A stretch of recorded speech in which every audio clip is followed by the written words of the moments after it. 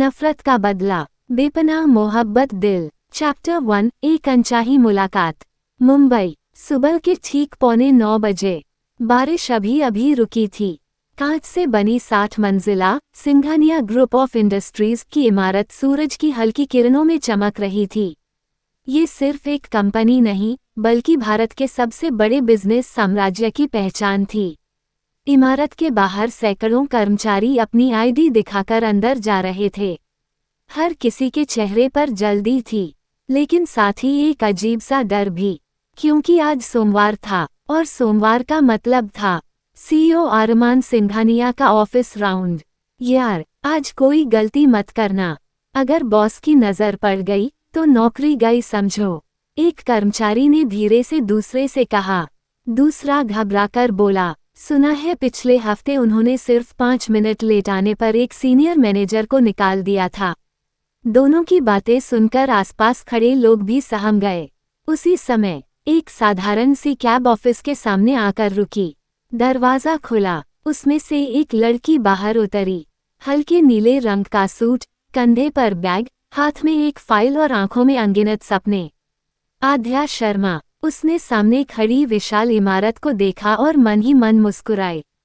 पापा, आज आपकी बेटी का सपना पूरा होने जा रहा है। उसकी आंखों के सामने अपने घर की तस्वीर घूम गई। बीमार पिता, माँ, जो दिन रात सिलाई करके घर चलाती थी, और छोटा भाई, जिसकी इंजीनियर बनने की जिद थी। आज की नौकरी सिर्फ नौकरी नहीं थी, पूरे परिवार की उम्मीद थी। आध्या ने गहरी सांस ली और ऑफिस के अंदर चली गई। ... उधर शहर के दूसरे छोर पर एक काले रंग की लग्जरी कार तेज रफ्तार से सड़क पर दौड़ रही थी।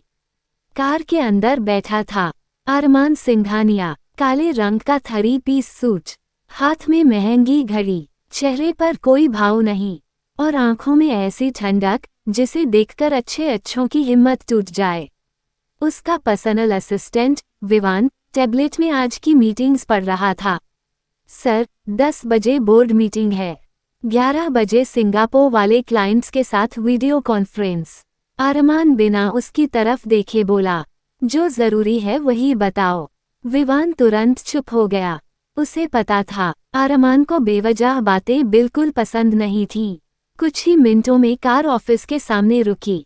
जैसे ही अरमान नीचे उतरा, पूरा माहौल बदल गया। सिक्योरिटी गार्ड सीधे खड़े हो गए। कर्मचारी झुककर उन्हें गुड मॉर्निंग कहने लगे, लेकिन अरमान ने किसी की तरफ देखा तक नहीं। वो सीधे अंदर चला गया। ... उधर रिसेप्शन पर एचआर मैनेजर आध्या को ज्वाइनिंग की औपचारिकताएं समझा रही थीं। Welcome to Singhania group, miss Aadhya. Thank you, ma'am. एक बात हमेशा याद रखिए, जी, यहाँ काम करना आसान है, लेकिन हमारे सीईओ के साथ काम करना बहुत मुश्किल है। आध्या मुस्कुराई। अगर मेहनत ईमानदारी से की जाए तो शायद कुछ भी मुश्किल नहीं होता। एचआर मैनेजर हल्का सा मुस्कुराईं, लेकिन उनके चेहरे की चिंता अभी भी गायब नहीं हुई थी। उन्हें नहीं पता था, कुछ ही देर में आध्या की जिंदगी हमेशा के लिए बदलने वाली थी। चैप्टर 1 जारी रहेगा। रिसेप्शन पर खड़ी आध्या अपनी ज्वाइनिंग फॉर्मेलिटीज पूरी कर ही रही थी कि तभी एक महिला तेजी से उसके पास आई। मिस आध्या शर्मा। जी, मैं ही हूँ। सीईओ सर ने आपको अभी इसी वक्त अपने केबिन में बुलाया है। आध्या हैरान रह गई। लेकिन मैंने तो अभी ज्वाइन भी नहीं किया, महिला ने धीमे स्वर में कहा। हमारे बॉस किसी को भी बिना वजह नहीं बुलाते, बस जो कह रहे हैं वही कीजिए। आध्या ने सिर हिलाया और लिफ्ट की ओर बढ़ गई। उधर 60वीं मंजिल अरमान सिंघानिया अपने विशाल केबिन की कांच की दीवार के सामने खड़ा पूरे मुंबई शहर को देख रहा था। उसके हाथ में एक नई कर्मचारी की फाइल थी। फाइल के पहले पन्ने पर लिखा था आध्या शर्मा। उस नाम को देखते ही उसकी आंखों में नफरत की आग जल उठी। उसके सामने अचानक अतीत की एक धुंधली याद कौंधी। कॉलेज का कैंपस, बारिश, सैकड़ों छात्रों की भीड़ और किसी लड़की की आवाज। मैंने ऐसा नहीं किया, मेरी बात सुनो। अरमान ने अपनी आंखें कसकर बंद कर लीं। बहुत सुन लिया था उस दिन। उसने फाइल जोर से टेबल पर पटक दी। अब मेरी बारी है। तभी इंटरकॉम बजा। सर, मिस आध्या आ गई हैं। अरमान बिना पीछे मुड़े बोला। उन्हें अंदर भेजो। दरवाजा धीरे से खुला। आध्या ने अंदर कदम रखा। इतना शानदार केबिन उसने पहले कभी नहीं देखा था। महंगी पेंटिंग्स, लकड़ी की विशाल टेबल, कांच की दीवारों से दिखाई देता पूरा शहर, और उस टेबल के पीछे बैठा एक ऐसा आदमी जिसके चेहरे पर जरा सी भी मुस्कान नहीं थी। Good morning sir. अरमान ने कोई जवाब नहीं दिया। वो बस लगातार आध्या को देखता रहा। आध्या को अजीब सा महसूस होने लगा, जैसे सामने बैठा इंसान उसे पहली बार नहीं बल्कि बहुत पहले से जानता हो।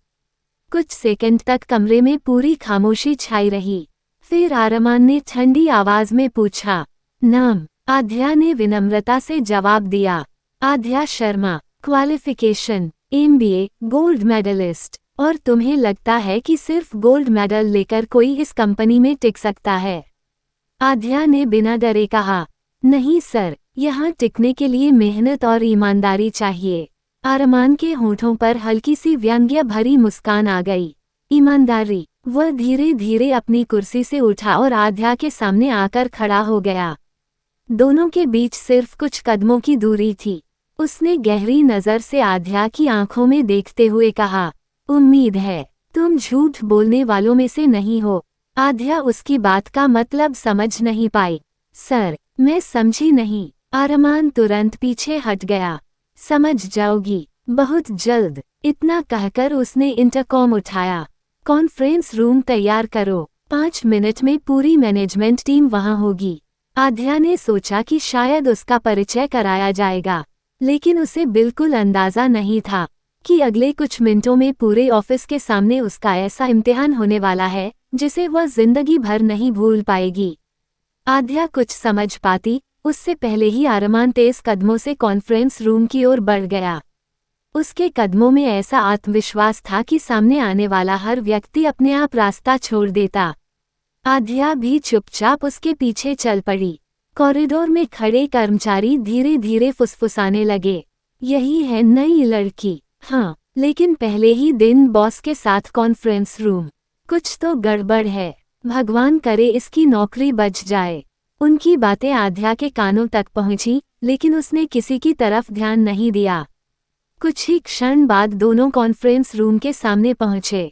दरवाजा खुला। अंदर लगभग 50 लोग बैठे थे। कंपनी के सभी सीनियर अधिकारी, मैनेजर और टीम लीडर मौजूद थे।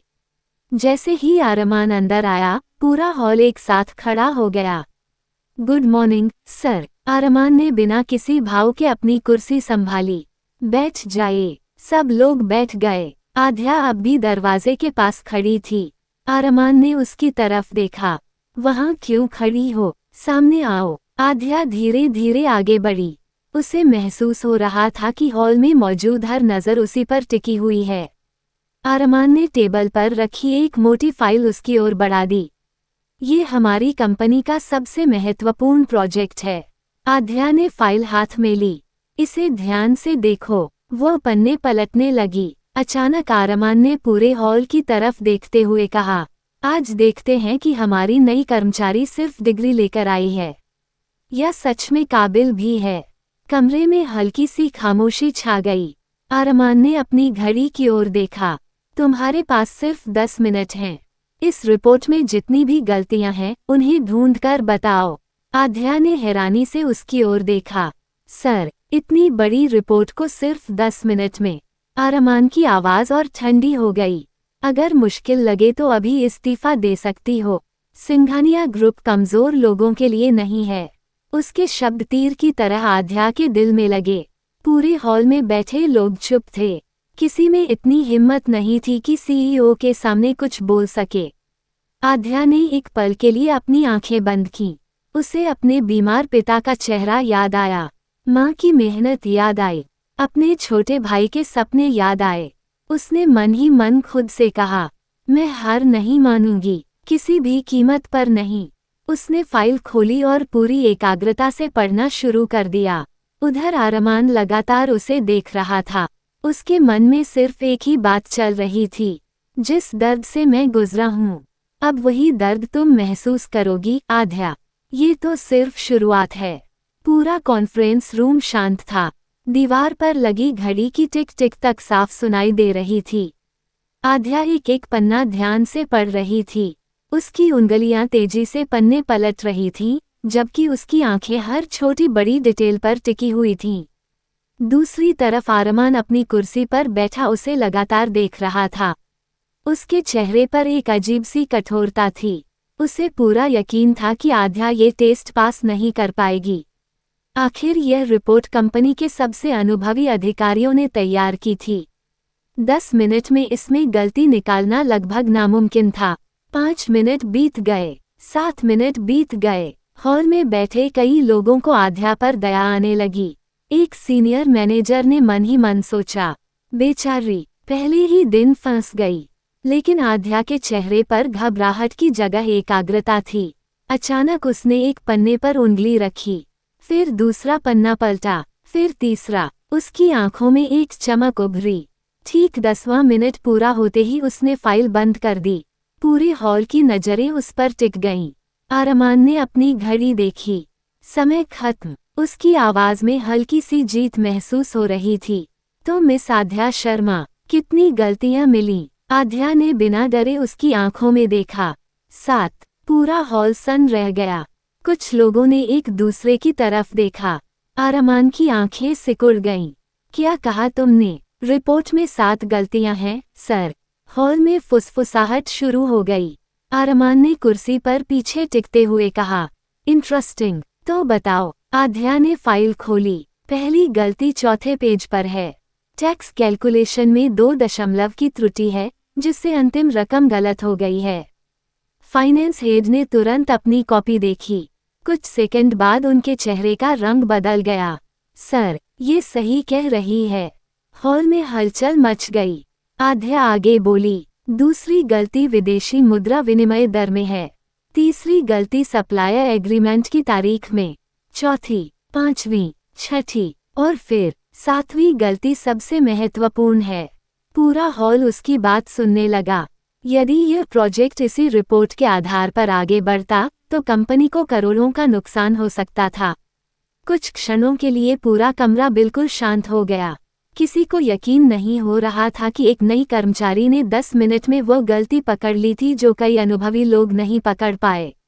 आरमान की उंगलियां धीरे धीरे टेबल पर चल रही थीं।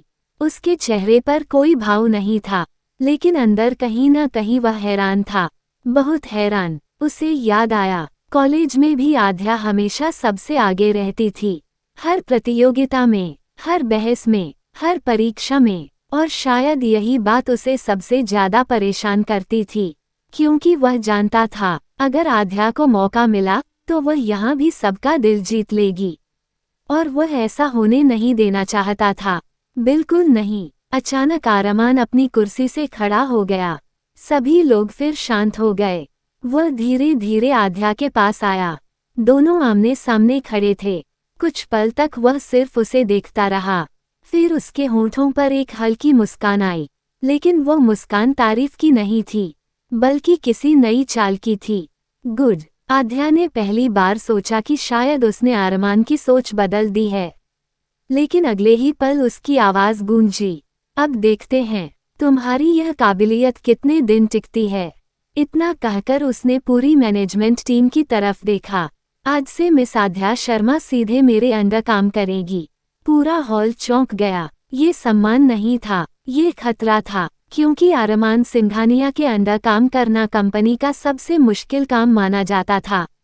और आध्या अभी तक ये नहीं जानती थी कि उसने अनजाने में अपने लिए कितनी बड़ी मुसीबत बुला ली है। कॉन्फ्रेंस रूम में बैठे सभी लोग एक दूसरे का चेहरा देखने लगे। किसी को भी अपनी बात पर यकीन नहीं हो रहा था। सीधे सीईओ के अंडर। ये सुनते ही कई कर्मचारियों के चेहरे का रंग उड़ गया। कंपनी में हर कोई जानता था कि आरमान सिंघानिया के साथ काम करना सम्मान नहीं, बल्कि सबसे कठिन परीक्षा होती है। उनके साथ काम करने वाले ज्यादातर लोग कुछ ही महीनों में नौकरी छोड़ देते थे। आध्या ने शांत स्वर में कहा, जी सर। आरमान ने उसकी तरफ देखा। उसे उम्मीद थी कि आध्या डर जाएगी, लेकिन उसके चेहरे पर डर का नामोनिशान नहीं था। यही बात आरमान को सबसे ज्यादा चुभ रही थी।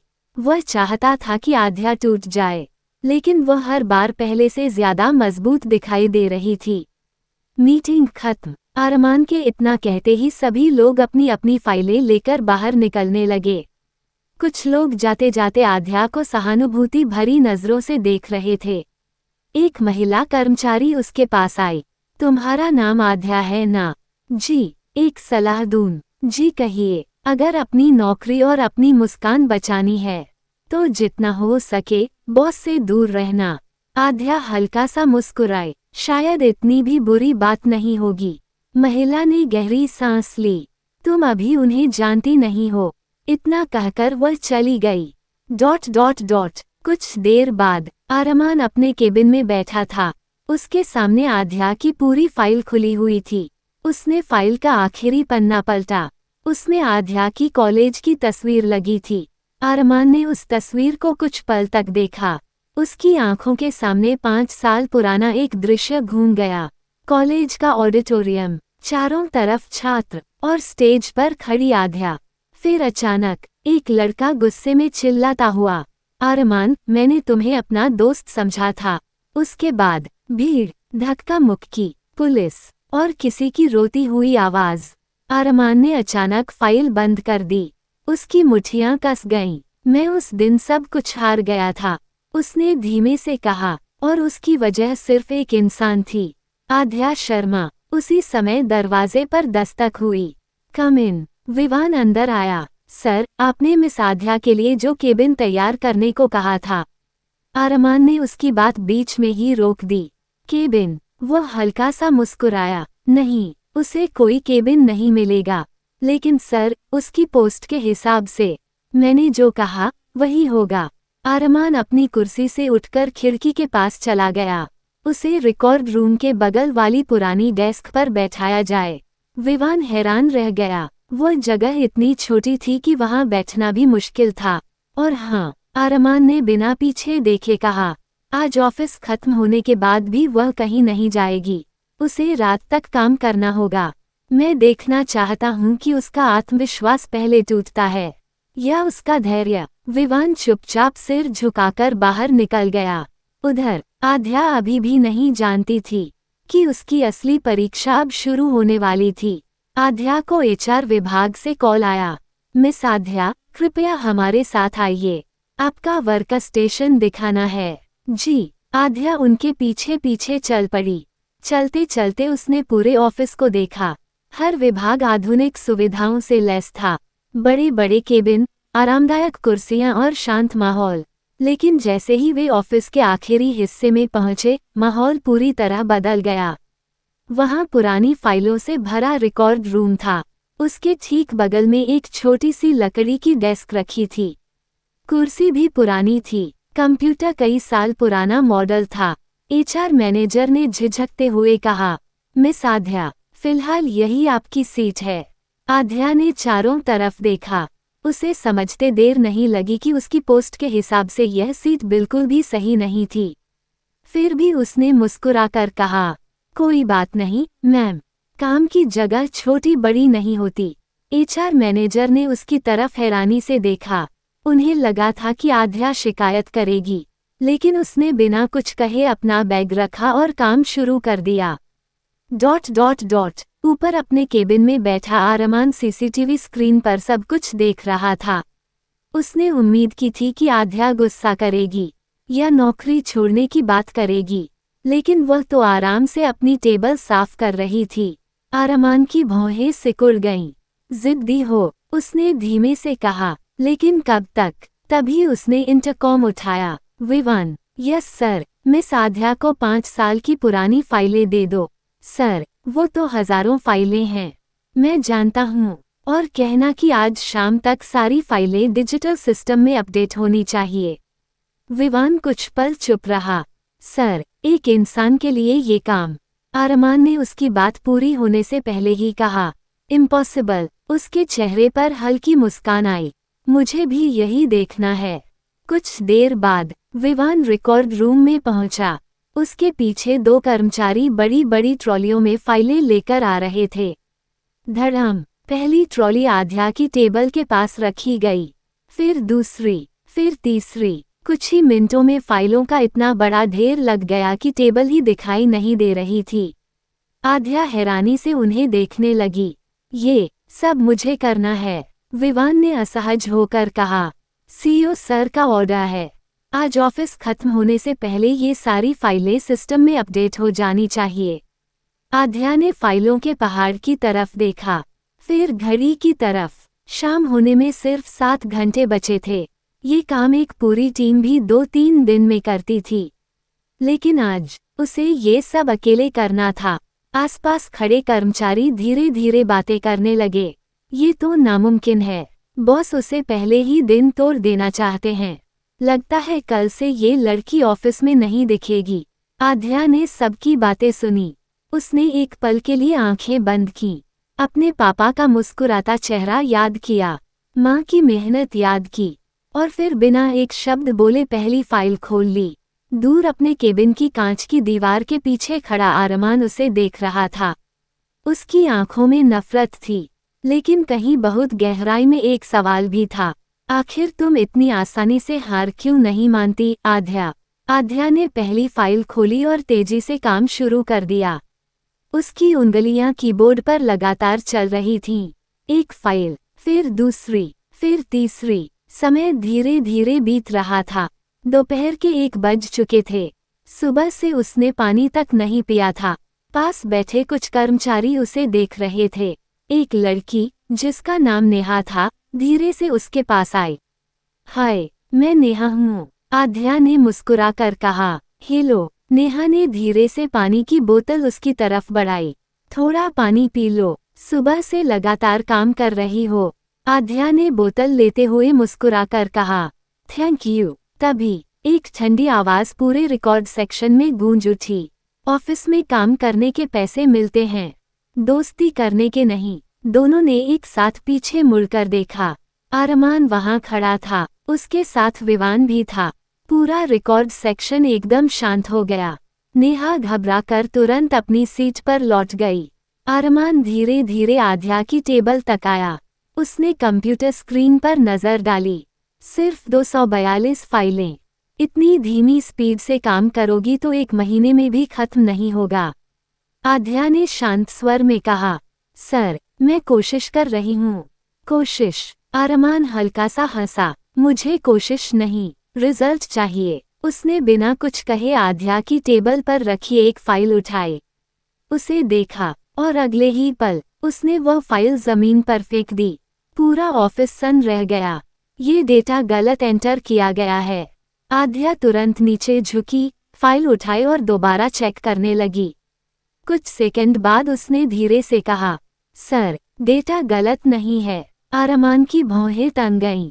क्या मतलब? आध्या ने स्क्रीन उसकी तरफ घुमा दी। आपने जो फाइल देखी, वह पुरानी कॉपी थी। मैंने अपडेटेड डेटा पहले ही सेव कर दिया है। विवान ने तुरंत सिस्टम चेक किया। कुछ पल बाद उसने धीरे से कहा, सर, मिस आध्या सही कह रही हैं। एक पल के लिए अरमान चुप हो गया। उसे अपनी गलती स्वीकार करना पसंद नहीं था। उसने बिना कुछ कहे स्क्रीन बंद कर दी। फिर ठंडी आवाज में बोला, अगर इतनी ही होशियार हो, तो आज रात 9 बजे तक ये पूरा रिकॉर्ड खत्म होना चाहिए। और अगर नहीं हुआ? वो कुछ सेकंड के लिए रुका। उसकी नजरें सीधी आध्या की आंखों में थीं। तो कल सुबह अपना इस्तीफा मेरी टेबल पर रख देना। इतना कहकर वह मुड़ा और वहां से चला गया। पूरा रिकॉर्ड सेक्शन कुछ देर तक बिल्कुल शांत रहा। नेहा धीरे धीरे वापस आध्या के पास आई। वो जानबूझकर तुम्हें परेशान कर रहे हैं। आध्या ने हल्की मुस्कान के साथ फिर से कीबोर्ड पर उंगलियां रख दी। कोई बात नहीं, मैंने जिंदगी में इससे भी मुश्किल दिन देखे हैं। अगर मैं यहाँ हार गई, तो घर पर मेरा पूरा परिवार हार जाएगा।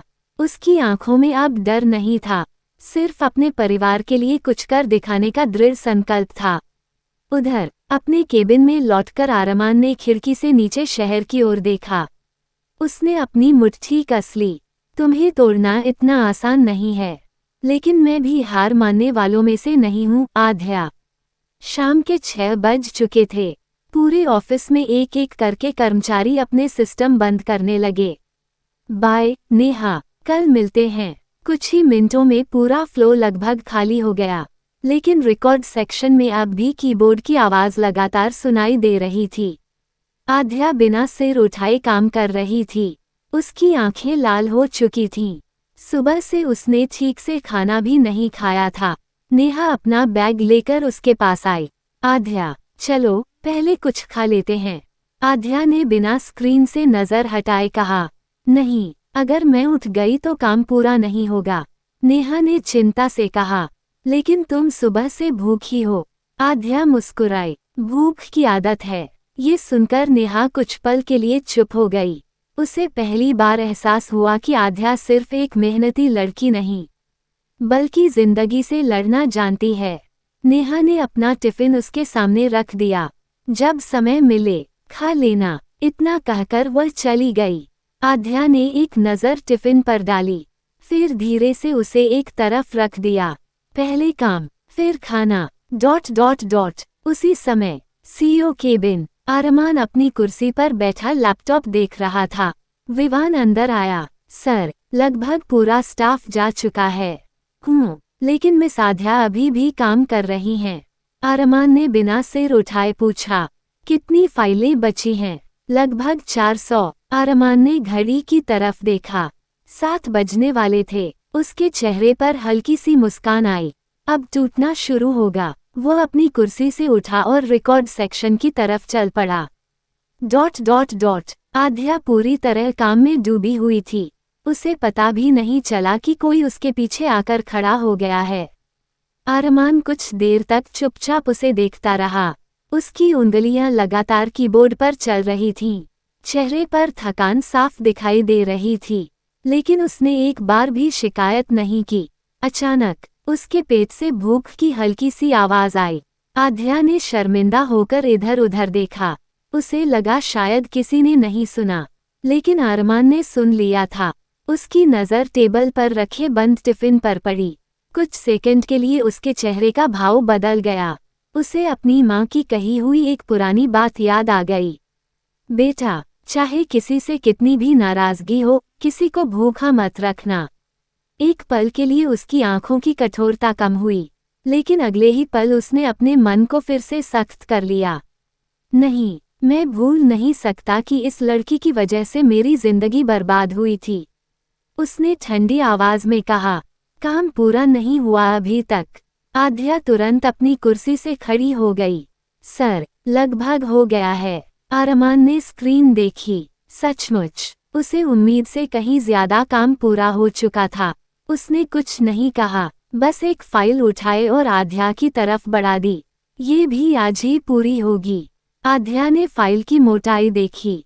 यह अकेले 2 घंटे का काम था। उसने धीरे से फाइल ले ली। जी सर। अरमान बिना कुछ बोले वहां से चला गया, लेकिन जाते जाते पहली बार उसके मन में एक अजीब सा सवाल उठा। आखिर इस लड़की की हिम्मत खत्म क्यों नहीं होती? रात के 8 बज चुके थे। पूरा ऑफिस लगभग खाली हो चुका था। बड़ी सी इमारत में अब सिर्फ सिक्योरिटी गार्ड, कुछ हाउसकीपिंग स्टाफ और रिकॉर्ड सेक्शन की जलती हुई लाइट दिखाई दे रही थी। आध्या अब भी अपनी सीट पर बैठी लगातार काम कर रही थी। उसकी उंगलियां दर्द से कांप रही थीं। आंखें बार बार बंद हो रही थीं, लेकिन हर बार वह खुद को संभाल लेती। उसने घड़ी की तरफ देखा। बस थोड़ा सा और, इतना कहकर उसने फिर से कीबोर्ड पर उंगलियां चला दीं। उसी समय सीईओ के केबिन में अरमान अपनी लैपटॉप स्क्रीन पर लगे सीसीटीवी कैमरे की लाइव फुटेज देख रहा था। उसकी नज़र सिर्फ एक स्क्रीन पर थी, रिकॉर्ड सेक्शन। वह देख रहा था कि आध्या लगातार काम कर रही है। एक बार भी उसने हार मानने की कोशिश नहीं की। विवान धीरे से अंदर आया। सर, हाँ, आप अभी तक घर नहीं गए? अरमान ने स्क्रीन से नज़र हटाए बिना कहा। तुम भी तो नहीं गए? विवान हल्का सा मुस्कुराया। मैं आपका असिस्टेंट हूँ सर। कुछ पल की चुप्पी के बाद उसने हिम्मत करके पूछा। सर, अगर आप बुरा न माने तो एक बात पूछूं? अरमान ने पहली बार उसकी तरफ देखा। पूछो, आप मिस आध्या के साथ इतना सख्त व्यवहार क्यों कर रहे हैं? कमरे में अचानक सन्नाटा छा गया। अरमान की आंखों का रंग बदल गया। उसने धीरे धीरे खिड़की की तरफ कदम बढ़ाए। कुछ सेकंड तक वह चुप रहा, फिर बहुत धीमी आवाज में बोला, क्योंकि कुछ लोग मुस्कुराते हुए सामने आते हैं और पीछे से आपकी पूरी जिंदगी बर्बाद कर देते हैं। विवान कुछ समझ नहीं पाया। सर, क्या आप उन्हें पहले से जानते हैं? अरमान ने तुरंत उसकी तरफ देखा। जितना तुम्हें जानने की जरूरत है उतना ही जानो। विवान समझ गया कि इससे आगे पूछना ठीक नहीं होगा। वह चुपचाप बाहर चला गया। दरवाजा बंद होते ही अरमान ने अपनी मुट्ठी भींच ली। उसकी आंखों के सामने फिर वही पुरानी याद घूम गई। कॉलेज, बारिश, एक पुलिस जीप, हथकड़ी और किसी की दर्द भरी आवाज। अरमान, मैंने तुम्हारे साथ विश्वासघात नहीं किया। अरमान ने जोर से अपनी आंखें बंद कर लीं। झूठ, सब झूठ था, उसने खुद से कहा। उधर रिकॉर्ड सेक्शन में आध्या ने आखिरी फाइल भी सिस्टम में सेव कर दी। उसने थकी हुई सांस ली। हो गया। उसके चेहरे पर हल्की सी मुस्कान आ गई। उसी समय सिस्टम की स्क्रीन अचानक काली हो गई। पूरा रिकॉर्ड सेक्शन अंधेरे में डूब गया। क्या? आध्या घबरा गई। कुछ सेकंड बाद इमरजेंसी लाइट जल उठी। उसने जल्दी से कंप्यूटर दोबारा ऑन किया, लेकिन स्क्रीन पर सिर्फ एक मैसेज दिखाई दे रहा था, data error, unsaved files lost. आध्या के हाथ कांपने लगे। उसने घबराकर फिर से सिस्टम चेक किया, लेकिन पूरे दिन की मेहनत, हजारों एंट्री, सब गायब थी। उसकी आंखों में आंसू भर आए। वो कुर्सी पर बैठ गई। धीरे से उसके होंठों से निकला, नहीं। उसी समय रिकॉर्ड सेक्शन के दरवाजे पर किसी के कदमों की आवाज गूंजी। अंधेरे में एक लंबी परछाई उसकी तरफ बढ़ रही थी। आध्या की सांसें तेज हो गईं। रिकॉर्ड सेक्शन में फैला सन्नाटा उसके दिल की धड़कनों से भी ज्यादा डरावना लग रहा था। दरवाजा धीरे धीरे खुला। काले सूट में अरमान अंदर आया। उसकी नज़र सीधे कंप्यूटर स्क्रीन पर गई, फिर आध्या के चेहरे पर। आंखों में आंसू थे, लेकिन उसने उन्हें गिरने नहीं दिया। अरमान ने ठंडी आवाज में पूछा, क्या हुआ? आध्या ने खुद को संभालते हुए कहा, सर, सिस्टम क्रैश हो गया, पूरा डेटा डिलीट हो गया। अरमान कुछ कदम आगे बढ़ा। उसने स्क्रीन देखी, फिर बिना किसी भाव के बोला, तो इसका मतलब तुम अपना काम पूरा नहीं कर पाईं। आध्या ने तुरंत कहा, सर, मैंने पूरा काम कर लिया था। आखिरी फाइल सेव करने के बाद अचानक सिस्टम बंद हो गया। अगर आईटी टीम लॉग चेक करे तो। बस। अरमान ने उसकी बात बीच में ही रोक दी। मुझे बहाने पसंद नहीं हैं। ये सुनकर आध्या की आंखों में पहली बार गुस्सा दिखाई दिया। उसने पूरे दिन चुपचाप हर अपमान सहा था, लेकिन अपनी मेहनत पर सवाल उठाना उसे मंजूर नहीं था। उसने सीधा अरमान की आंखों में देखते हुए कहा, ये बहाना नहीं है, सर। मैं झूठ नहीं बोलती। कुछ पल के लिए दोनों एक दूसरे को देखते रहे। पूरा कमरा जैसे थम गया था। अरमान की आंखों में वही पुरानी नफरत थी और आध्या की आंखों में आत्मसम्मान। तभी पीछे से विवान जल्दी जल्दी अंदर आया। सर, आईटी टीम ने सब चेक कर लिया है। अरमान ने उसकी तरफ देखा। क्या पता चला? विवान ने टैबलेट आगे बढ़ाया। सर, पूरे ऑफिस में 5 मिनट के लिए सर्वर फेल हुआ था। रिकॉर्ड सेक्शन का सिस्टम भी उसी वजह से क्रैश हुआ और वह थोड़ा रुका। मिस आध्या ने जो डेटा सेव किया था उसका बैकअप ऑटो सर्वर पर मौजूद है। एक पल के लिए पूरा माहौल बदल गया। आध्या ने राहत की सांस ली। विवान आगे बोला, सर, इनकी कोई गलती नहीं थी। अरमान ने कुछ सेकंड तक टैबलेट की स्क्रीन देखी। उसके पास कहने के लिए कुछ नहीं था, लेकिन उसने अपनी गलती स्वीकार भी नहीं की। उसने टैबलेट वापस विवान को दिया और ठंडी आवाज में कहा, ठीक है, कल सुबह 8 बजे मेरे केबिन में मिलना। इतना कहकर वह मुड़ा और बाहर चला गया। आध्या कुछ पल तक वहीं खड़ी रही। उसे समझ नहीं आ रहा था, जब उसकी गलती थी ही नहीं, तो फिर कल सुबह उसे क्यों बुलाया गया है। उधर कॉरिडोर में चलते हुए विवान ने पहली बार महसूस किया, अरमान के कदम हमेशा की तरह मजबूत थे, लेकिन आज उसके चेहरे पर गुस्से के साथ साथ एक और भाव भी था, उलझन। क्योंकि पहली बार जिस लड़की को वह तोड़ना चाहता था, वो हर परीक्षा में और मजबूत होकर सामने आ रही थी। अगली सुबह सिंघानिया ग्रुप की इमारत में हमेशा की तरह हलचल शुरू हो चुकी थी। कर्मचारी अपने अपने विभागों में पहुंच रहे थे, लेकिन आज ऑफिस में एक ही चर्चा थी। सुना तुमने, नई लड़की को सीईओ ने सुबह सुबह बुलाया है। लगता है आज उसकी नौकरी चली जाएगी। पहले दिन ही बॉस से उलझना आसान नहीं होता। आध्या ने ये सारी बातें सुनी, लेकिन वह बिना कुछ बोले लिफ्ट की तरफ बढ़ गई। उसके हाथ में एक फाइल थी। चेहरे पर थकान साफ दिखाई दे रही थी, क्योंकि पिछली रात वह मुश्किल से 3 घंटे ही सो पाई थी। फिर भी उसकी चाल में आत्मविश्वास था। कुछ ही देर बाद वह आरमान के केबिन के बाहर खड़ी थी। उसने धीरे से दरवाजा खटखटाया। कम इन। अंदर कदम रखते ही उसने देखा, आरमान पहले से ही अपनी कुर्सी पर बैठा था। टेबल पर कई फाइलें खुली हुई थीं। वह बिना मुंह पर देखे बोला, बैठो। आध्या चुपचाप सामने वाली कुर्सी पर बैठ गई। लगभग 1 मिनट तक कमरे में सिर्फ घड़ी की टिक टिक सुनाई देती रही। फिर आरमान ने पहली बार उसकी तरफ देखा। कल रात तुमने कितने बजे ऑफिस छोड़ा? लगभग 10:30 बजे, सर। और आज कितने बजे पहुंची हो? 7:30 बजे। आरमान कुछ सेकंड तक उसे देखता रहा। उसे उम्मीद थी कि आध्या शिकायत करेगी, लेकिन उसने एक शब्द भी नहीं कहा। उसने टेबल से एक मोटी फाइल उठाई और उसकी तरफ बढ़ा दी। आज से तुम इस प्रोजेक्ट पर काम करोगी। आध्या ने फाइल खोली। पहला पन्ना देखते ही उसके चेहरे का रंग बदल गया। ये कंपनी का सबसे बड़ा इंटरनेशनल प्रोजेक्ट था, जिस पर आमतौर पर 10-15 लोगों की टीम काम करती थी। आध्या ने हैरानी से पूछा, सर, क्या मैं इस टीम का हिस्सा हूँ? आरमान की आंखों में हल्की सी ठंडी मुस्कान उभरी। टीम? इस प्रोजेक्ट पर कोई टीम नहीं होगी। तुम अकेले काम करोगी। आध्या कुछ पल तक चुप रही। लेकिन सर, ये तो असंभव है। आरमान ने उसकी बात पूरी कर दी। ये शब्द मुझे पसंद नहीं, उसने कुर्सी से उठते हुए कहा। 3 दिन, सिर्फ 3 दिन में पूरी रिपोर्ट मेरी टेबल पर चाहिए।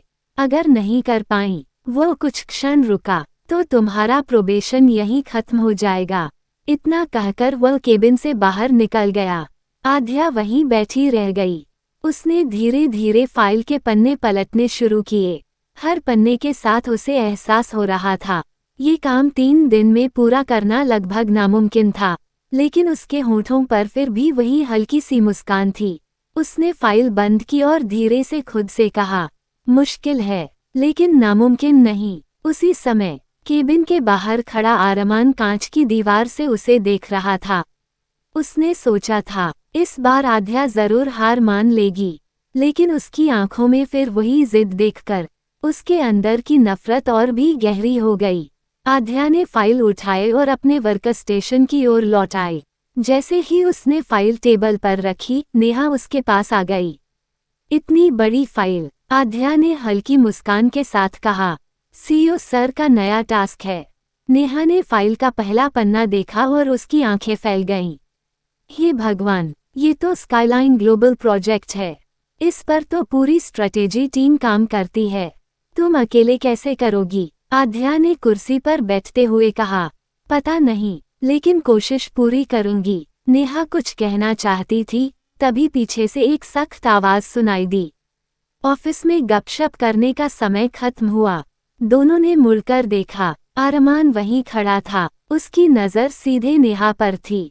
अगर तुम्हारा काम खत्म हो गया है, तो मैं तुम्हें भी एक नया प्रोजेक्ट दे सकता हूँ। नेहा घबरा गई। Sorry sir. वह तुरंत वहां से चली गई। आरमान ने आध्या की तरफ देखा। आज शाम 4 बजे इस प्रोजेक्ट की पहली प्रेजेंटेशन होगी। आध्या चौंक गई। सर, आपने तो 3 दिन पूरी रिपोर्ट के लिए हैं, लेकिन आज शाम मैं देखना चाहता हूँ कि तुम्हारी सोच कितनी तेज है। इतना कहकर वह चला गया। ... पूरा दिन आध्या बिना रुके काम करती रही। उसने इंटरनेट से डेटा निकाला, पुरानी रिपोर्टें पढ़ीं, मार्केट रिसर्च की और अपने नोट्स तैयार किए। समय कैसे बीत गया, उसे पता ही नहीं चला। घड़ी में 4 बजने वाले थे। विवान उसके पास आया। मिस आध्या, बोर्डरूम तैयार है। सर आपका इंतजार कर रहे हैं। आध्या ने गहरी सांस ली, फाइल उठाई और बोर्डरूम की ओर बढ़ गई। बोर्डरूम में कंपनी के सभी सीनियर डायरेक्टर मौजूद थे। जैसे ही आध्या अंदर आई, कई लोग हैरानी से उसे देखने लगे। नई लड़की प्रेजेंटेशन देगी, ये अरमान सर क्या सोच रहे हैं? कुछ ही सेकंड बाद अरमान अंदर आया। कमरे में फिर सन्नाटा छा गया। वो अपनी कुर्सी पर बैठा और बोला, स्टार्ट। आध्या ने प्रोजेक्टर ऑन किया। शुरू में उसकी आवाज हल्की कांपी, लेकिन कुछ ही मिनटों में उसका आत्मविश्वास लौट आया। वो एक स्लाइड समझाने लगी। उसने सिर्फ आंकड़े नहीं बताए, बल्कि यह भी समझाया कि कंपनी कम जोखिम में ज्यादा मुनाफा कैसे कमा सकती है। बोर्डरूम में बैठे डायरेक्टर एक दूसरे की तरफ देखने लगे। एक डायरेक्टर ने धीमे से कहा, इतनी गहराई से तो हमारी स्ट्रेटेजी टीम भी नहीं सोच पाई थी। दूसरे ने सिर हिलाकर सहमति जताई। अरमान चुपचाप सब सुन रहा था। उसके चेहरे पर कोई भाव नहीं था। प्रेजेंटेशन खत्म होते ही पूरा कमरा कुछ पल के लिए शांत हो गया। फिर एक डायरेक्टर ने ताली बजा दी। धीरे धीरे बाकी लोग भी तालियां बजाने लगे। आध्या ने पहली बार राहत की सांस ली। उसे लगा, शायद आज पहली बार अरमान उसकी मेहनत की तारीफ करेगा। लेकिन अगले ही पल अरमान अपनी कुर्सी से खड़ा हुआ।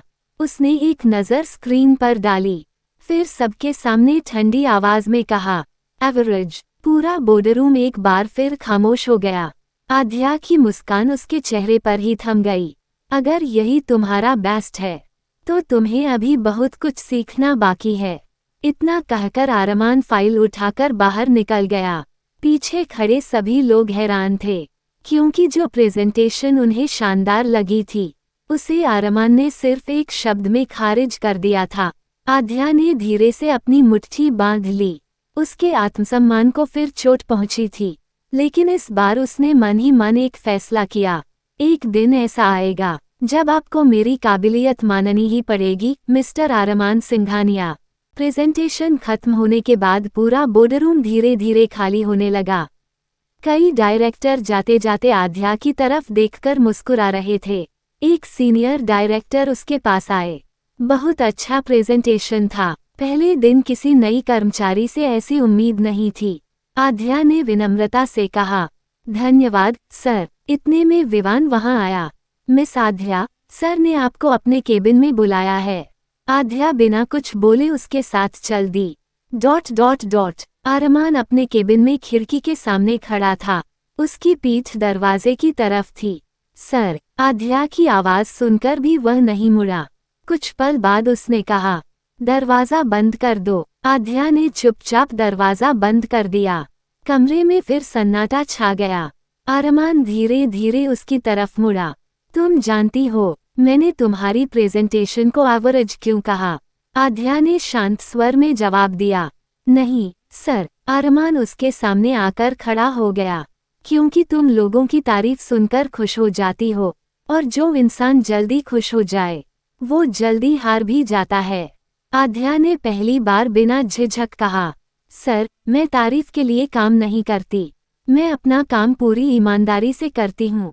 अरमान कुछ पल तक उसे देखता रहा। उसकी आंखों में वही आत्मविश्वास था जो सालों पहले भी था। उसने तुरंत नजरें फेर लीं। कल सुबह 9 बजे मेरे साथ एक क्लाइंट मीटिंग है। तुम भी चलोगी? आध्या ने सिर हिलाया। जी सर। और हाँ। अरमान की आवाज फिर सख्त हो गई। अगर वहाँ एक भी गलती हुई तो तुम्हारे लिए इस कंपनी के दरवाजे हमेशा के लिए बंद हो जाएंगे। You can leave. आध्या बाहर निकल गई। अगली सुबह सिंघानिया ग्रुप के बाहर काली रंग की लग्जरी कार तैयार खड़ी थी। विवान आगे वाली सीट पर बैठ चुका था। आध्या धीरे धीरे कार के पास पहुंची। ड्राइवर ने पीछे का दरवाजा खोला। आध्या बैठने ही वाली थी कि अरमान की आवाज आई, रुको। आध्या ने उसकी तरफ देखा। अरमान ने बिना किसी भाव के कहा, पीछे नहीं, तुम आगे बैठोगी। विवान तुरंत समझ गया कि वह अपनी सीट छोड़ दे। वो पीछे जाकर बैठ गया। आध्या चुपचाप आगे वाली सीट पर बैठ गई। कार चल पड़ी। पूरे रास्ते कार के अंदर सन्नाटा पसरा रहा। कुछ देर बाद तेज बारिश शुरू हो गई। सड़क फिसलन भरी हो चुकी थी। तभी अचानक सामने से तेज रफ्तार में आती एक ट्रक ने अपनी लेन छोड़ दी। ड्राइवर घबरा गया। सर, उसने पूरी ताकत से ब्रेक लगाया। टायरों की तेज चीखती आवाज गूंजी। कार बेकाबू होकर सड़क पर घूमने लगी और अगले ही पल धड़ाम, कार सड़क के किनारे लगी लोहे की रेलिंग से जोर से टकराई। एयरबैग तुरंत खुल गए। कुछ सेकंड तक किसी को कुछ समझ नहीं आया। बारिश लगातार तेज होती जा रही थी। सब ठीक है, अरमान की आवाज सबसे पहले सुनाई दी। विवान ने पीछे से जवाब दिया। जी सर। अरमान ने तुरंत आध्या की तरफ देखा। उसके माथे पर हल्की सी चोट लगी थी। खून की एक पतली लकीर उसके चेहरे पर बह रही थी। मिस आध्या। आध्या ने धीरे धीरे आंखें खोली। मैं ठीक हूँ। अरमान ने बिना कुछ कहे कार का दरवाजा खोला और बाहर निकल गया। बारिश इतनी तेज थी कि कुछ ही सेकंड में वो पूरी तरह भीग गया। उसने दूसरी तरफ जाकर आध्या का दरवाजा खोला। आध्या बाहर निकलने लगी, लेकिन अचानक उसका संतुलन बिगड़ गया। वो गिरने ही वाली थी कि अरमान ने तुरंत उसका हाथ पकड़ लिया। कुछ पल के लिए दोनों की नजरें एक दूसरे से मिलीं। बारिश की बूंदें दोनों के चेहरों पर गिर रही थीं। आध्या ने धीरे से अपना हाथ छुड़ा लिया। Thank you sir. अरमान बिना कुछ बोले पीछे हट गया। उसी समय सड़क के दूसरी तरफ से एक तेज रफ्तार कार उनकी तरफ आती दिखाई दी। ड्राइवर शायद फिसलन की वजह से नियंत्रण खो चुका था। आध्या, पीछे हटो। ये शब्द अरमान के मुंह से अनायास निकल गए। उसने बिना सोचे समझे आध्या को अपनी तरफ खींच लिया। तेज रफ्तार कार उनके बिल्कुल सामने से निकल गई। अगर एक सेकंड की भी देर होती तो बड़ा हादसा हो सकता था। कुछ पल तक दोनों एक दूसरे के बहुत करीब खड़े रहे। आध्या की धड़कनें तेज थीं। अरमान भी पहली बार खुद को असामान्य महसूस कर रहा था। उसे समझ नहीं आ रहा था, जिस लड़की से वह नफरत करता है, उसी की जान बचाने के लिए उसने अपनी जान जोखिम में क्यों डाल दी। उसने तुरंत खुद को संभाला और पीछे हट गया। ड्राइवर, दूसरी कार बुलाओ। कुछ ही देर में कंपनी की दूसरी कार वहां पहुंच गई। तीनों फिर से सफर पर निकल पड़े, लेकिन इस बार पूरे रास्ते अरमान खिड़की के बाहर देखता रहा। उसके मन में एक ही सवाल बार बार उठ रहा था, अगर मैं उससे नफरत करता हूँ तो उसकी जान बचाने के लिए मैं इतना बेचैन क्यों हो गया। उधर आध्या भी चुप थी। उसने पहली बार अरमान के उस रूप को देखा था जो अब तक किसी ने नहीं देखा था। एक ऐसा इंसान जो पल भर में अपनी जान की परवाह किए बिना किसी और की रक्षा कर सकता था। लेकिन वह ये नहीं जानती थी कि अरमान का दिल अभी भी नफरत और पुराने जख्मों की आग में जल रहा था। और यह बारिश उन दोनों की जिंदगी में आने वाले तूफान की सिर्फ शुरुआत थी। करीब 1 घंटे बाद कार शहर के सबसे बड़े 5 स्टार होटल के सामने आकर रुकी। यही विदेशी क्लाइंट्स के साथ मीटिंग रखी गई थी। होटल के बाहर पहले से ही मीडिया और बिजनेस जगत के कई लोग मौजूद थे।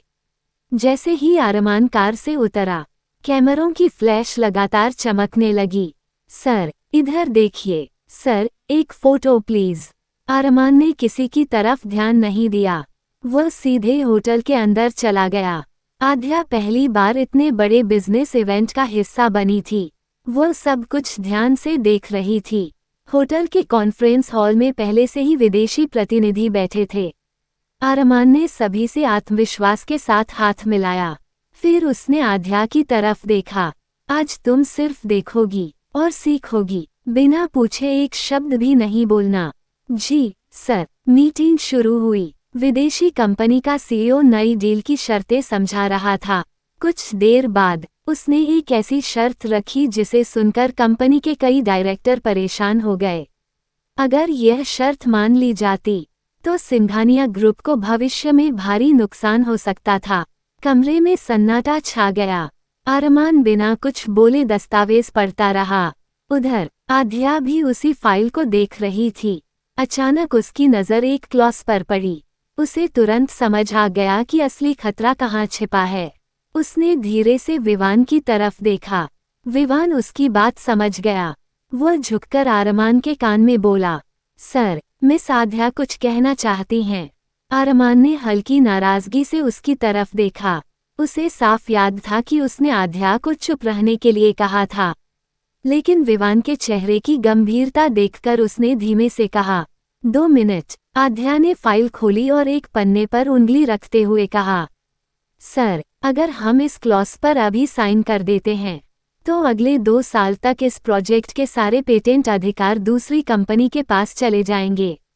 पूरा कॉन्फ्रेंस हॉल एकदम शांत हो गया। विदेशी प्रतिनिधियों के चेहरे बदल गए।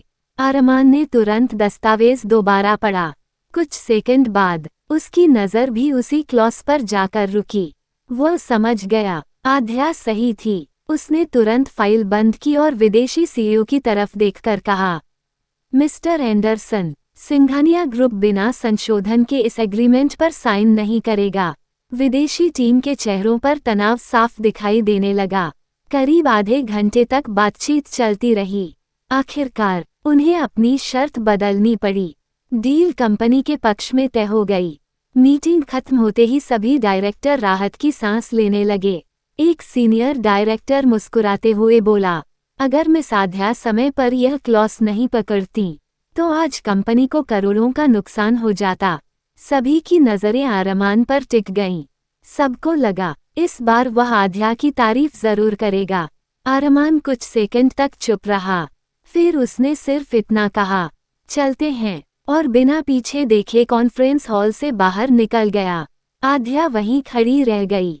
उसे समझ नहीं आ रहा था, आखिर वह इंसान उसकी हर सफलता के बाद भी उसकी तारीफ करने से खुद को क्यों रोक लेता है। होटल से बाहर निकलते ही तेज बारिश फिर शुरू हो गई। ड्राइवर कार लेकर सामने आ चुका था। अरमान बिना कुछ बोले पीछे वाली सीट पर बैठ गया। विवान आगे बैठने ही वाला था कि अरमान ने कहा, विवान, तुम दूसरी कार से आना। जी सर। अब कार में सिर्फ अरमान, आध्या और ड्राइवर थे। पूरे रास्ते गहरा सन्नाटा छाया रहा। कुछ देर बाद ड्राइवर ने कार एक सिग्नल पर रोक दी। उसी समय एक छोटी सी बच्ची भीगते हुए फूल बेचने आई। उसने कार की खिड़की पर दस्तक दी। साहब, एक गुलाब ले लीजिए, सुबह से कुछ नहीं बिका। अरमान ने खिड़की की ओर देखा लेकिन कुछ नहीं कहा। बच्ची की नज़र फिर आध्या पर गई। आध्या ने अपने बैग से कुछ पैसे निकाले और सारे गुलाब खरीद लिए। अब तुम घर चली जाओ, बारिश बहुत तेज है। बच्ची के चेहरे पर मुस्कान आ गई। दीदी, भगवान आपको हमेशा खुश रखे। वह दौड़ती हुई वहां से चली गई। अरमान ये सब चुपचाप देख रहा था। कुछ मिनट बाद उसने बिना उसकी तरफ देखे पूछा, हर किसी पर इतनी आसानी से भरोसा कर लेती हो? आध्या मुस्कुराई, भरोसा नहीं सर, बस किसी की मदद करने से कभी नुकसान नहीं होता। अरमान ने खिड़की के बाहर देखते हुए कहा, यही तुम्हारी सबसे बड़ी कमजोरी है। आध्या ने धीरे से जवाब दिया, और शायद यही मेरी सबसे बड़ी ताकत भी। अरमान ने उसकी तरफ देखा। पहली बार किसी ने उसकी बात का जवाब इतने शांत तरीके से दिया था। कार फिर आगे बढ़ गई। ... ऑफिस पहुंचते ही अरमान सीधे अपने केबिन में चला गया। आध्या भी अपनी सीट पर लौट आई। वो अभी बैठी ही थी कि नेहा भागती हुई उसके पास आई। आध्या, तुम्हें पता है क्या हुआ? आज दोपहर कंपनी में नए डायरेक्टर आने वाले हैं। सुना है वो बॉस के बहुत करीबी हैं। और उनका स्वभाव। नेहा की बात पूरी भी नहीं हुई थी कि पूरे ऑफिस में हलचल मच गई। मुख्य दरवाजे से लगभग 30 साल का एक स्मार्ट और मुस्कुराता हुआ युवक अंदर आया। उसने सबसे पहले कर्मचारियों से हाथ मिलाया, फिर उसकी नज़र आध्या पर पड़ी। वो कुछ पल उसे देखता रह गया, फिर मुस्कुराते हुए उसके सामने आकर बोला, हाय, मैं कबीर मल्होत्रा, नई हो ना? आध्या ने भी विनम्रता से मुस्कुराकर हाथ बढ़ाया। जी, मेरा नाम आध्या शर्मा है। दोनों ने हाथ मिलाया। उसी समय ऊपर अपने केबिन की कांच की दीवार से अरमान की नज़र उन दोनों पर पड़ी। उसकी आंखें अचानक ठंडी हो गईं। उसने देखा, आध्या मुस्कुरा रही थी और कबीर उससे बात कर रहा था। पता नहीं क्यों अरमान के अंदर अचानक एक अजीब सी बेचैनी उठी। उसने अपनी मुट्ठी कस ली। कबीर, उसने धीरे से कहा, इस लड़की से दूर रहना। लेकिन ये बात उसने सिर्फ अपने मन में कही। उसकी आंखों में पहली बार नफरत के साथ एक अनजाना एहसास भी उतर आया था। कबीर ने मुस्कुराते हुए कहा, सिंघानिया ग्रुप में आपका स्वागत है, मिस आध्या। आध्या ने विनम्रता से जवाब दिया। Thank you, sir. कबीर हल्का सा हंस पड़ा। सर मत कहिए, कबीर कह सकती हैं। आध्या भी हल्का सा मुस्कुरा दी। ठीक है, कबीर सर। दोनों की बात सुनकर आसपास खड़े कर्मचारी भी मुस्कुरा दिए। ऑफिस का माहौल कुछ पल के लिए हल्का हो गया, लेकिन ऊपर अपने केबिन में खड़ा अरमान ये सब देख रहा था। उसके चेहरे पर कोई भाव नहीं था, पर उसकी आंखों में गुस्सा साफ दिखाई दे रहा था। उसने तुरंत इंटरकॉम उठाया। Vivaan. Yes sir, miss Aadhya को अभी मेरे केबिन में भेजो। जी सर। ... कुछ मिनट बाद आध्या ने केबिन का दरवाजा खटखटाया। मे आई कम इन, सर? कम इन। आध्या अंदर आई। अरमान फाइल देख रहा था। उसने बिना ऊपर देखे पूछा, काम खत्म हो गया? जी सर, आज का सारा काम पूरा हो गया। अच्छा। अरमान ने पहली बार उसकी तरफ देखा। लगता है काम कम है तुम्हारे पास। आध्या कुछ समझ नहीं पाई। अरमान ने टेबल पर रखी 3 मोटी फाइलें उसकी तरफ बढ़ा दी। ये भी आज ही पूरी करनी है। आध्या ने घड़ी की तरफ देखा। शाम के 6 बज चुके थे। उसने शांत स्वर में कहा, सर, ऑफिस का समय खत्म हो गया है। अरमान की आवाज और ठंडी हो गई। तो सिंघानिया ग्रुप में घड़ी देखकर काम नहीं होता। जब तक काम पूरा नहीं होगा तुम घर नहीं जाओगी। आध्या ने बिना बहस किए फाइलें उठा ली। जी सर। वह मुड़कर बाहर जाने लगी। तभी अरमान की आवाज फिर सुनाई दी। और एक बात। आध्या रुक गई। कबीर से जितनी जरूरत हो उतनी ही बात करना। आध्या हैरान होकर उसकी तरफ मुड़ी। जी। अरमान ने तुरंत बात बदल दी। मेरा मतलब, ऑफिस में बेवजह किसी से बातें करने की आदत मत डालो। आध्या ने सिर हिलाया। जी सर। वह बाहर चली गई। दरवाजा बंद होते ही अरमान ने गहरी सांस ली। उसे खुद समझ नहीं आया उसने कबीर का नाम क्यों लिया। ... उधर रिकॉर्ड सेक्शन में लौटते ही कबीर फिर उसके पास आ गया। अभी तक गई नहीं? आध्या मुस्कुराई। नहीं, थोड़ा काम बाकी है। कबीर ने फाइलों का ढेर देखा। थोड़ा? ये तो पूरी लाइब्रेरी लग रही है। दोनों हल्का सा हंस पड़े।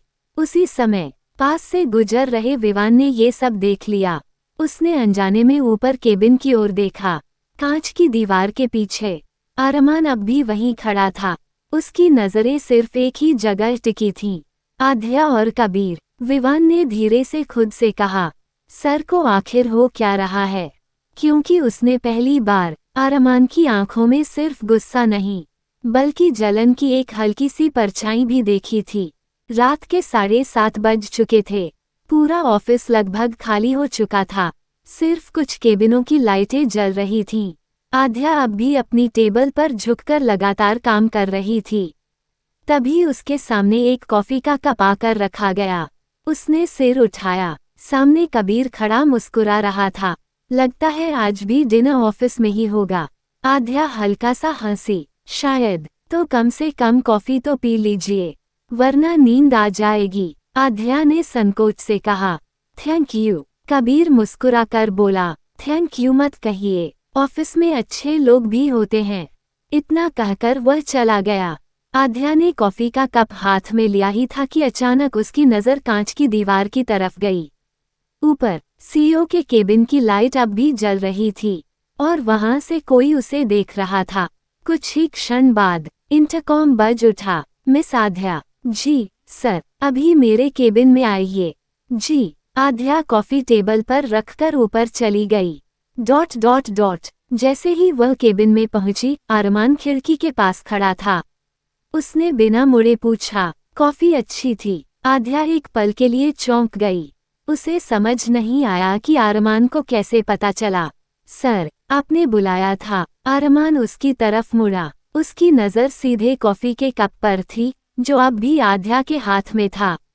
ऑफिस में काम करने आई हो या दोस्ती करने? आध्या ने शांत स्वर में कहा। सर, उन्होंने सिर्फ कॉफी दी थी और मैंने सिर्फ धन्यवाद कहा। अरमान उसकी बात काटते हुए बोला। मुझे सफाई नहीं चाहिए। उसने टेबल से एक फाइल उठाकर उसकी तरफ बढ़ा दी। इसमें कुछ जरूरी बदलाव करने हैं। आज रात ही। आध्या ने फाइल ले ली। जी सर। वह बाहर निकलने लगी। तभी आरमान की आवाज फिर सुनाई दी। और वह कॉफी। आध्या रुक गई। उसे यहीं छोड़ दो। आध्या ने बिना कुछ कहे कॉफी का कप टेबल पर रख दिया और बाहर चली गई। दरवाजा बंद होते ही कमरे में सन्नाटा छा गया। आरमान कुछ पल तक उसी कॉफी के कप को देखता रहा। फिर उसने धीरे से उसे उठाया, कुछ सेकंड तक हाथ में पकड़े रखा और वापस टेबल पर रख दिया। उसी समय विवान अंदर आया। सर, आपने बुलाया था। आरमान ने सामान्य होने की कोशिश की। हाँ, कल की मीटिंग का शेड्यूल तैयार है। जी सर। विवान की नज़र टेबल पर रखे कॉफी के कप पर गई। वह मुस्कुराए बिना नहीं रह सका। सर, ये कॉफी। विवान। आरमान ने उसकी बात बीच में ही रोक दी। जरूरत से ज्यादा सवाल पूछना अच्छी आदत नहीं होती। Sorry sir. विवान बाहर चला गया। दरवाजा बंद होते ही उसने मन ही मन सोचा, सर बदल तो नहीं रहे।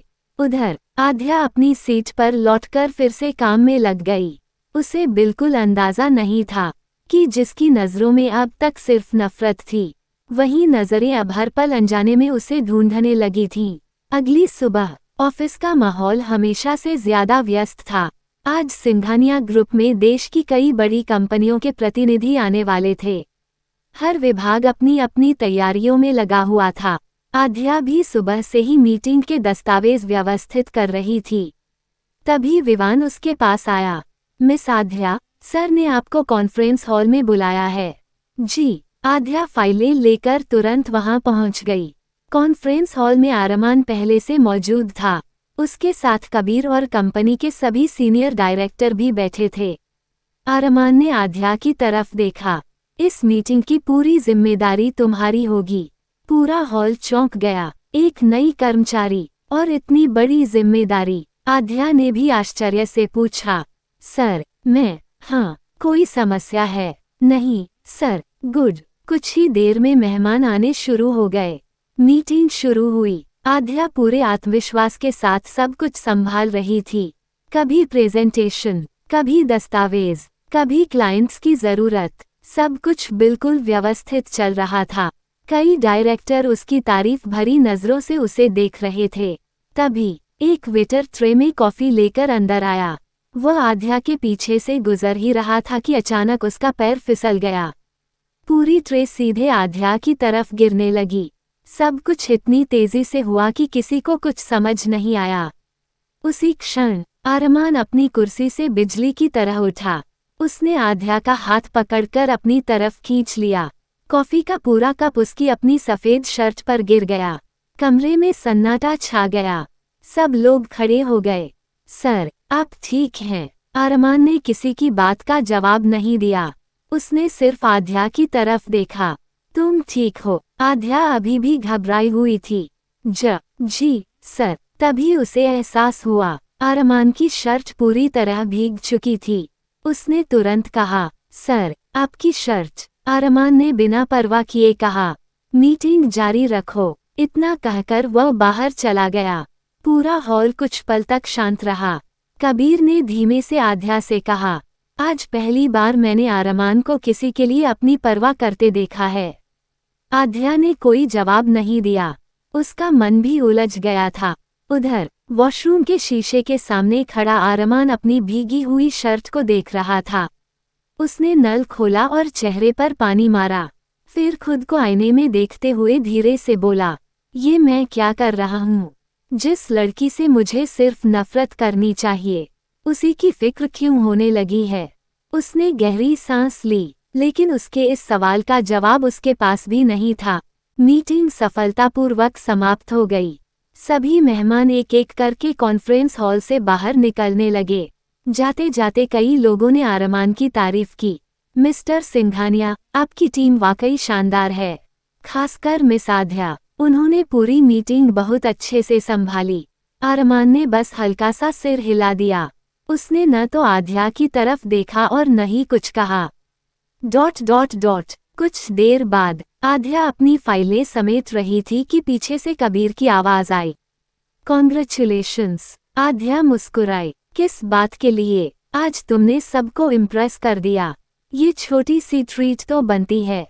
आध्या हंस पड़ी। ट्रीट? हाँ, ऑफिस के सामने वाले कैफे में सिर्फ 10 मिनट। कॉफी मेरी तरफ से। आध्या कुछ सोच ही रही थी कि तभी मिस आध्या। दोनों ने पीछे मुड़कर देखा। विवान खड़ा था। सर ने अभी तुरंत अपने केबिन में बुलाया है। कबीर मुस्कुराया। लगता है बॉस को टाइमिंग बहुत पसंद है। आध्या हल्का सा मुस्कुराए और ऊपर चली गई। ... केबिन का दरवाजा बंद होते ही आरमान ने फाइल टेबल पर रख दी। बैठो। आध्या चुपचाप बैठ गई। कुछ सेकंड तक दोनों के बीच खामोशी रही। फिर आरमान ने कहा, आज की मीटिंग अच्छी थी। ये पहली बार था जब उसके मुंह से आध्या के काम की तारीफ निकली थी। आध्या के चेहरे पर हल्की मुस्कान आ गई।